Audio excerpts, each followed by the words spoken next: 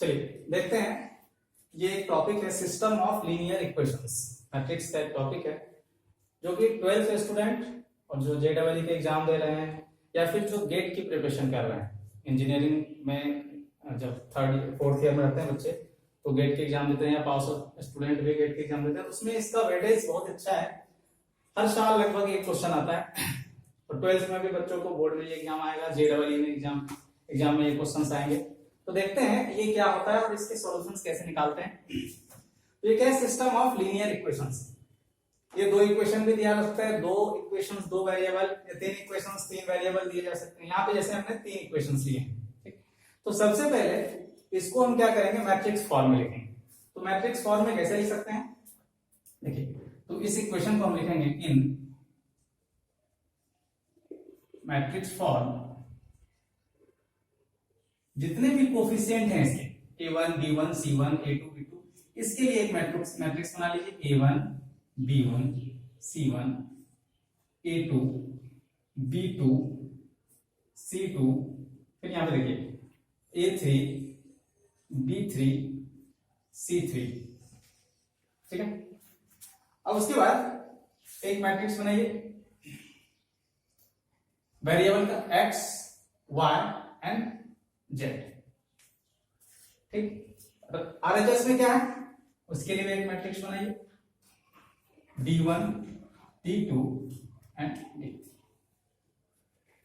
अब देखिए इस मैट्रिक्स का मल्टीप्लाई कीजिए इस मैट्रिक्स से, a1x b1y c1z, ठीक है, इज इक्वल टू d1। तो फर्स्ट इक्वेशन आ जाएगा। फिर a2x b2y c2z is equal to d2, तो दूसरा इक्वेशन आ जाएगा। फिर a3x b3y c3z is equal to d3, तो तीसरा इक्वेशन आ जाएगा। तो इस इक्वेशन को मैट्रिक्स फॉर्म में हम ऐसा लिख सकते हैं। अब इसको अगर हम मान लें, इसको हम मान लें a, इसको मान लें x, कैपिटल X मान ली। ये सब तीन वेरिएबल है, इसको हम कैपिटल X में एक वेरिएबल का सेट ऑफ वेरिएबल को x मान ली। अब इसको हम मान लेते हैं b। यहां पे अगर ऐसा माने तो इसको हम क्या लिख सकते हैं, a cross x dot x equal to b, मतलब a multiplied by x equal to b।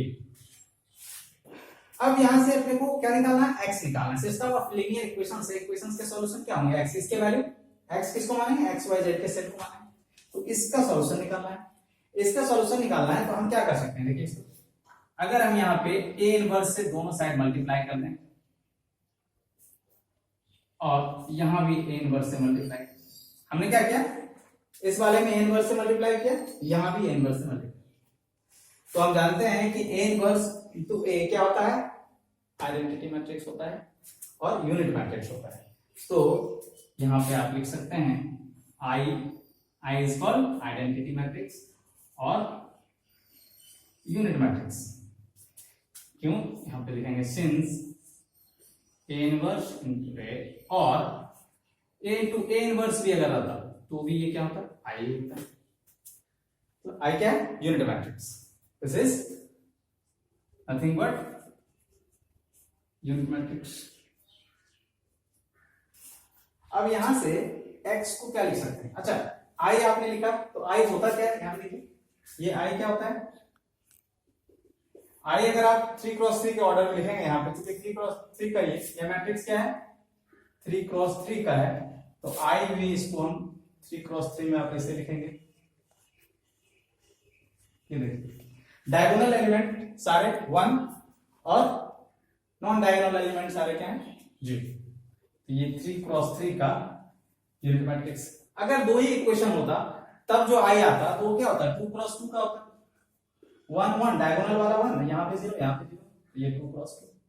लेकिन यहाँ पे क्या है, 3x3 का सिस्टम मैट्रिक्स है, तो I भी क्या होगा, 3x3 का होगा, 1 1 1 बाकी सब 0।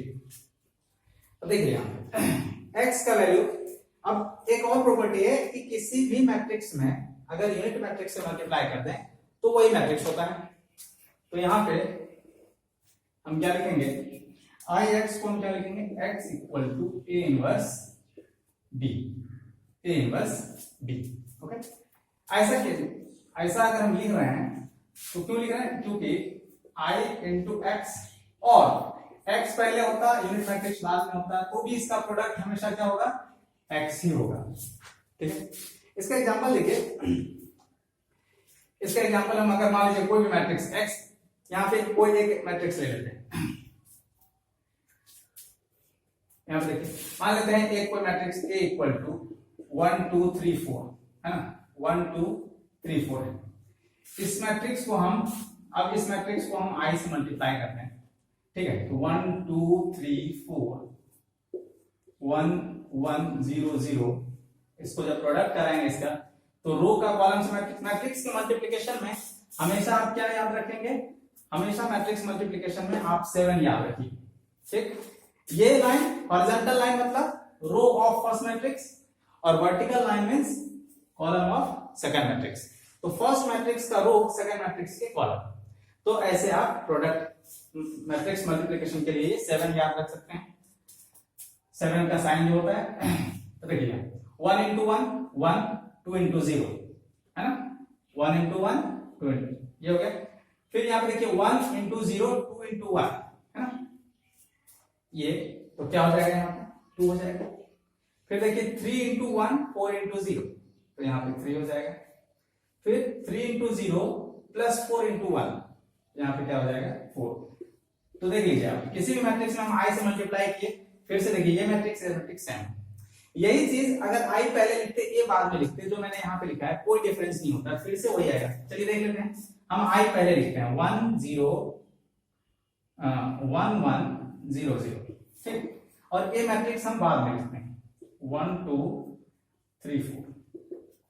तो यहाँ पे मल्टीप्लाई करेंगे, देखिए मल्टीप्लाई करेंगे तो 1 0 यहाँ 1 3, तो 1 into 1 प्लस 0 into 3 क्या हो जाएगा 1। फिर उसी तरीके से 1 into 2 0 into 4, तो यहाँ पे क्या हो जाएगा 2। फिर 0 into 1 प्लस 1 into 3, तो यहाँ पे क्या हो जाएगा 3।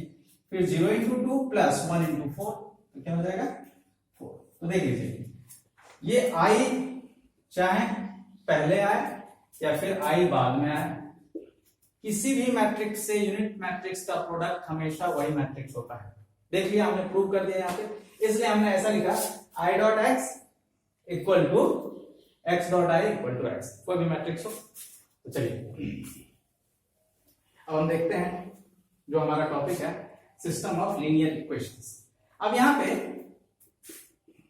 एक्स का जो वैल्यू आप निकाल रहे हैं, इनवर्स का फॉर्मूला क्या होता है, adjoint of A upon determinant of A into ये बी मैट्रिक्स दिया हुआ है ना, ये जो बी, इसको इस मैट्रिक्स को बी माने।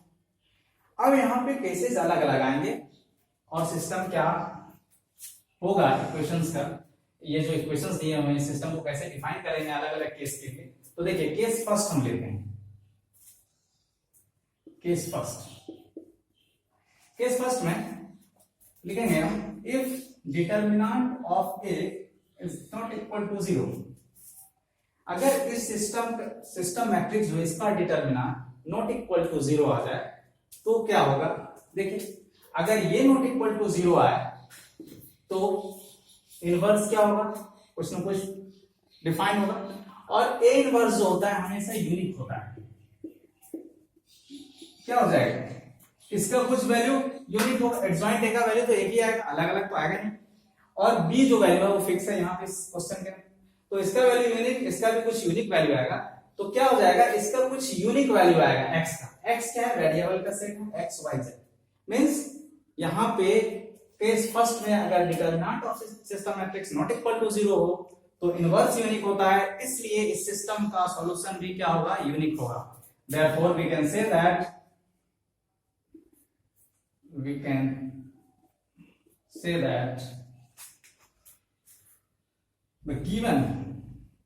the given system of equations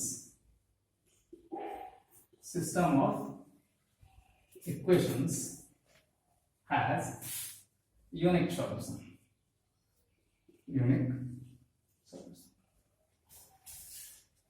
समझ में आ गया पहला case.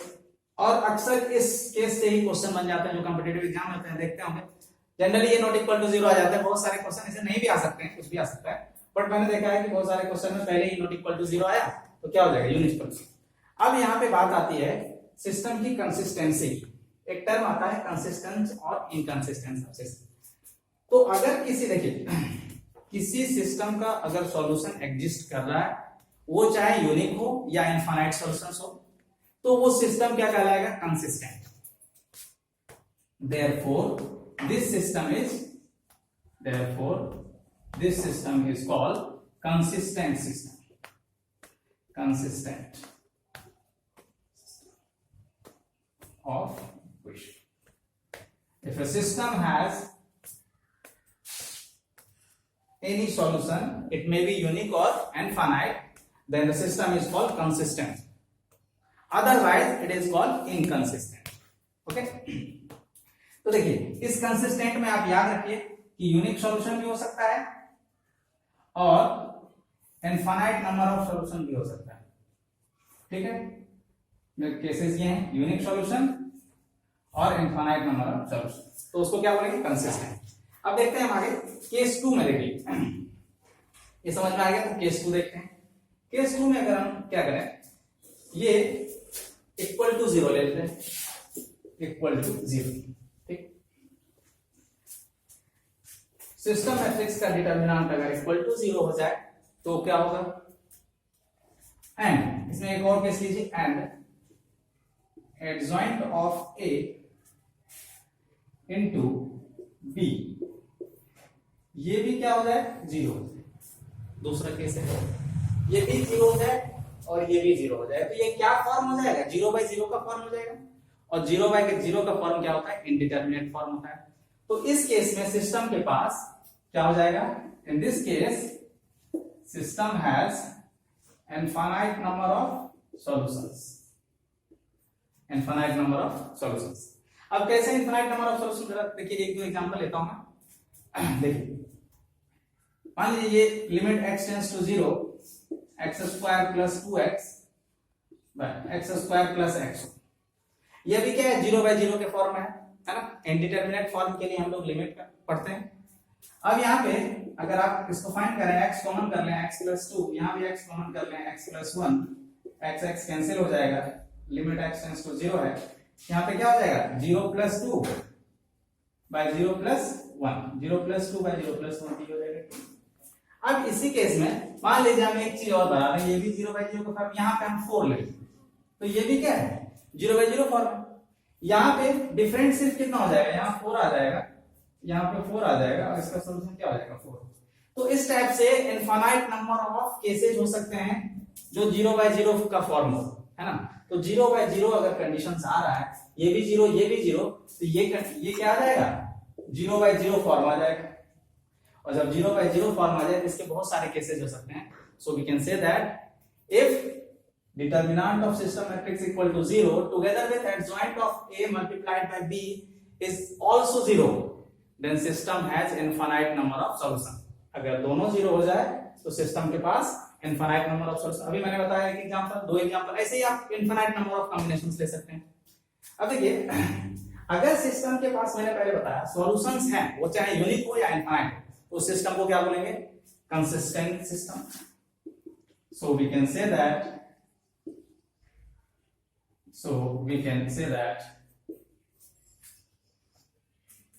the given system of equations has, अच्छा इनफाइनाइट तो मैंने यही बता दिया। so we can say that the given system is called consistent। अगर सॉल्यूशन एग्जिस्ट कर रहा है तो कंसिस्टेंट, नहीं कर रहा है तो इनकंसिस्टेंट। अब देखिए केस थर्ड, जो लास्ट केस है, केस थर्ड में अभी अगर determinant of A equal to 0 हो और ये नॉट इक्वल टू 0, इसका प्रोडक्ट नॉट इक्वल टू 0, तब देखिए यहाँ पे याद रखिए मैंने क्या लिखा कि डिटरमिनेंट 0 हो जाए, इन दोनों का प्रोडक्ट नॉट इक्वल टू 0। तो यहाँ पे कुछ फाइनाइट, कुछ भी वैल्यू, मान लीजिए कि आ रहा है, कुछ भी वैल्यू आ रहा है इसका, है ना? यहाँ पे कुछ भी x y z के कुछ भी आ रहा है वैल्यू प्रोडक्ट का, है ना? मान लीजिए हम c यहाँ पे ले लेते हैं, ठीक है? और यहाँ पे 0 वैल्यू आ, डिनोमिनेटर में 0 है, इसका मतलब ये क्या है, अनडिफाइंड है। इसका मतलब ये क्या है, अनडिफाइंड है। क्यों अनडिफाइंड लिखते हैं इसको? डिनोमिनेटर में जब भी 0 आता है इसको अनडिफाइंड क्यों लिखते हैं? तो देखिए यहाँ पे 4 बाय अगर 2 लिखते हैं तो यहाँ पे आप क्या लिखते हैं, 2 4 डिवाइड बाय 2 इक्वल टू 2। क्यों? क्योंकि 2 क्रॉस 2 इक्वल टू क्या होता है, 4। इन दोनों का प्रोडक्ट क्या होता है, 4 होता है। लेकिन यहाँ पे कोई ऐसा नंबर नहीं है, अगर हम मैट्रिक्स सी बात करें, नीचे 0 कर रहे हैं, या कोई नंबर ही ले लीजिए, मान लीजिए कोई नंबर हम x ले लेते हैं और डिनोमिनेटर में 0 आ जाए, तो राइट साइड में यहाँ पे आप कोई ऐसा नंबर नहीं लिख सकते हैं जिसको कि 0 से मल्टीप्लाई करें तो ये नंबर आ जाए। मान लीजिए x 4, यहाँ 4/2 है ना, तो हम 4/0 लिखते हैं। तो बताइए 4/0 यहाँ कोई ऐसा नंबर है जिसको 0 से मल्टीप्लाई करें तो 4 हो जाए? कोई भी नंबर नहीं है। That's why whenever the 0 comes in denominator of any rational number, denominator by denominator के फॉर्म में जब भी 0 डिनोमिनेटर में आए तो हम क्या बोलते हैं, ये नंबर क्या होता है, अनडिफाइंड होता है, क्योंकि कोई नंबर ही नहीं होता जिसको प्रोडक्ट करें तो यहाँ पे ये आ जाए। ठीक है, तो देखिए, तो हम क्या बोलेंगे, अगर ये अनडिफाइंड है, so we can say that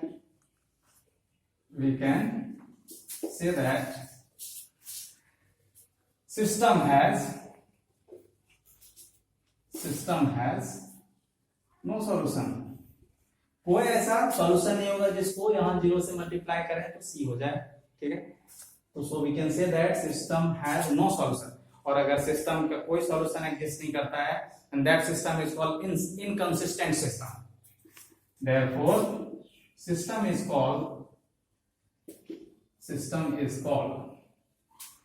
inconsistent.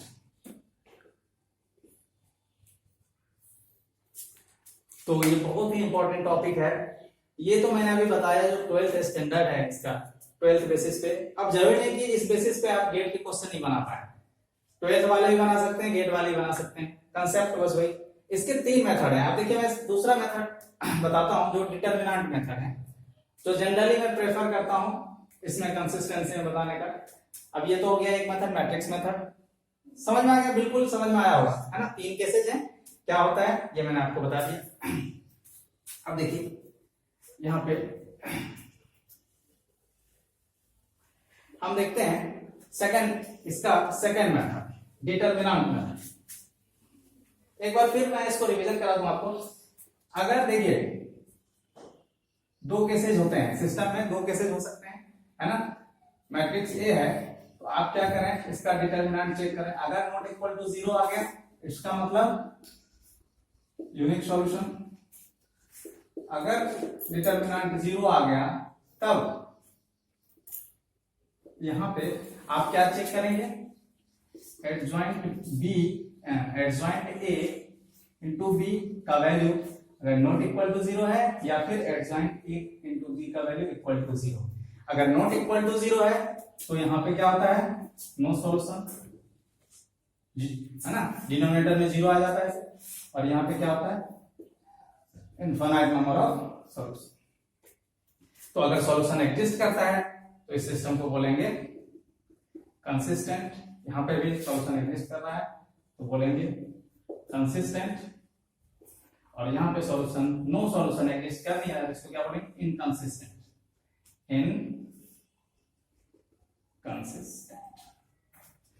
ठीक है, तो आप देख सकते हैं इसको सिस्टम मैट्रिक्स को डिटरमिनेंट से डायरेक्टली फाइंड करके आप बता सकते हैं सिस्टम क्या है, सॉल्यूशन है नहीं है, इनफाइनाइट नंबर सॉल्यूशन है, कंसिस्टेंट है इनकंसिस्टेंट है। क्लियर है? बिल्कुल, वो सारे कांसेप्ट मैंने क्लियर कर दिए। अब देखिए इसका डिटरमिनेंट का क्या मेथड है, सेकंड मेथड जो है इसका, सेकंड मेथड। चलिए अब इसको हम क्या बताते हैं, डिटरमिनेंट मेथड। देखिए हम क्या मान लें, इसको डेल मान लेते हैं ना, इसको डेल। अब डेल आपने क्या माना, है ना, A1 B1 C1 A2 B2 C2 A3 B3 C3, है ना। अब डेल वन के लिए क्या करेंगे, बी जो मैट्रिक्स है इसको आप यहां पे इस कॉलम को रिप्लेस कर देंगे। तो यहां पे आप फर्स्ट कॉलम लिखे D1 B2 D3, फिर यहां पे B1 B2 B3 C1 C2 C3। Similarly आप del 2 लिख सकते हैं जब सेकंड कॉलम को रिप्लेस कर दीजिए, D1 D2 D3 से A1 A2 A3 D1 D2 D3 C1 C2 C3। ठीक है, अब del 3 देख लीजिए, थर्ड कॉलम को इस मैट्रिक्स से रिप्लेस कीजिए, D1 D2 से रिप्लेस कर दीजिए, तो A1 A2 A3 B1 D2 B3 फिर D1 D2 D3। अब देखिए ये बनाइए। अब यहां पे आपको क्या करना है, केस फर्स्ट देख लीजिए, इसमें केस फर्स्ट देख लीजिए। अगर ये डेल्टा ये मैट्रिक्स जो सिस्टम मैट्रिक्स है अगर नॉट इक्वल टू 0 आ गया तो पहले यहां पे अगर नॉट इक्वल टू 0 तो आप क्या बोलेंगे, ये क्या है, ये शो करता है कि सिस्टम के पास यूनिक सॉल्यूशन है। और अगर यूनिक सॉल्यूशन है तो क्या होगा, क्या कहलाएगा, कंसिस्टेंट सिस्टम कहलाएगा, कंसिस्टेंट सिस्टम हो। सेकंड केस, अगर डेल इक्वल टू 0 हो जाए और साथ ही साथ del 1 equal to 0, del 2 equal to 0, del 3 equal to 0 हो जाए तो क्या होगा, सिस्टम के पास इनफाइनाइट नंबर ऑफ सॉल्यूशन होगा, इनफाइनाइट नंबर ऑफ सॉल्यूशंस। और अगर सॉल्यूशन है तो ये क्या कहलाएगा, कंसिस्टेंट कहलाएगा, कंसिस्टेंट सिस्टम। और थर्ड केस है इसका कि अगर डेल्टा इक्वल टू 0 और इनमें से डेल्टा 1 डेल्टा 2 डेल्टा 3 इनमें से कोई एक अगर नॉन जीरो हो जाए तो सिस्टम क्या होगा, इनकंसिस्टेंट होगा और सिस्टम के पास कोई सॉल्यूशन नहीं होगा। तो and any one of del 1 del 2 and del 3 इनमें से कोई भी नॉट इक्वल टू 0 आ जाए, एनी वन ऑफ, या तो सारे नॉट इक्वल टू 0 आ जाए, या 2 आ जाए, या 1 आ जाए, एक भी अगर नॉट इक्वल टू 0 आ गया तो हम क्या बोलेंगे, सिस्टम क्या है, इनकंसिस्टेंट है and system has no solution. कोई सॉल्यूशन नहीं है तो क्या कहलाएगा, ये थर्ड वाला केस क्या कहलाएगा, इनकंसिस्टेंट, इनकंसिस्टेंट सिस्टम। ठीक है, ये है इसका सेकंड वन। अब देखिए यहां पे आप जितने 12th के स्टूडेंट हैं यहां तक देख सकते हैं इस वीडियो को, दो मेथड खत्म हो गया जो आपको पढ़ना है। अब जो गेट की प्रिपरेशन कर रहे हैं बच्चे स्टूडेंट, उनके लिए एक और मेथड है, हालांकि क्वेश्चंस इससे ही बन जाते हैं आसानी से, तो जरूरी नहीं आप उस मेथड में जाए, बट वहां पे पढ़ना होता है ये चीज, है ना। तो मैं उसको भी थोड़ा सा डिस्कस करता हूँ, 2 मिनट लगेंगे उसमें, देखिए उसको भी।